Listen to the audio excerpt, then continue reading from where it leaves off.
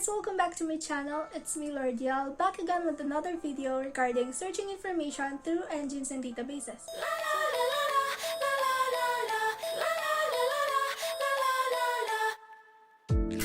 So for today's video, I am going to conduct literature search on topics regarding health informatics using 3 scholarly search engines online databases, and I am going to make use of the PubMed, the Directory of Open Access Journals, and the Science Direct. And I also need to make use of the Boolean search to scope down all the possible articles with the following topics. So we have 3 topics. First, we have the Informatics Nurse Specialist. Second, we have the Electronic Medical Records. And lastly, we have the Social Media Use in Healthcare. So before proceeding to the actual video, I am going to flash here what Boolean search is.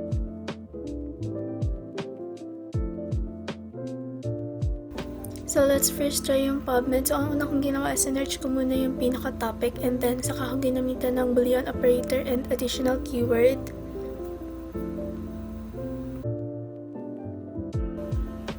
And then I narrowed down the timeline to 5 years para makita natin yung change in result or mas maging relevant yung mga articles na lalabas. And then download mo na yung paper or journal na gusto mo, and then punta tayo sa DOAJ. So gaya ng ginawa ko sa PubMed, ganun din yung ginawa ko dito.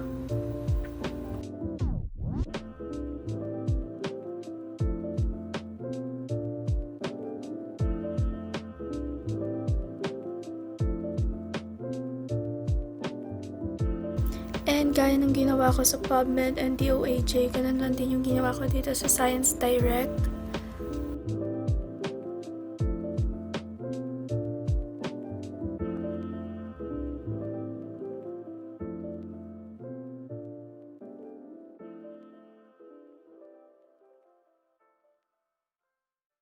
And this is the comparison of results. Then let's go back to PubMed, and then gaya ng ginawa ko sa naunang topic, ganun lang din yung gagawin ko for this topic and sa susunod na topic natin.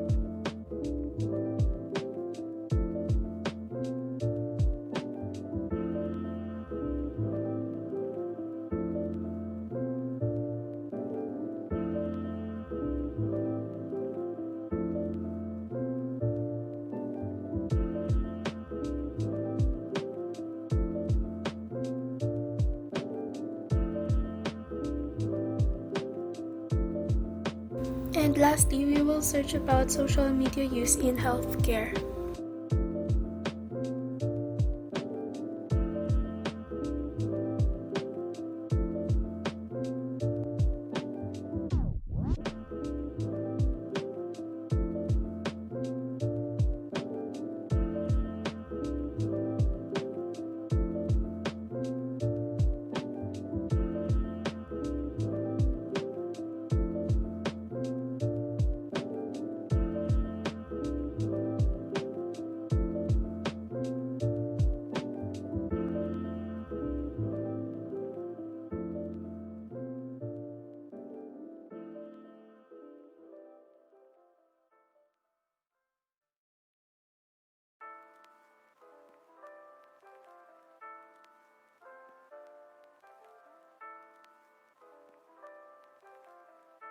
And after the comparison of results, here we have the comparison of the 3 scholarly databases na ginamit ko.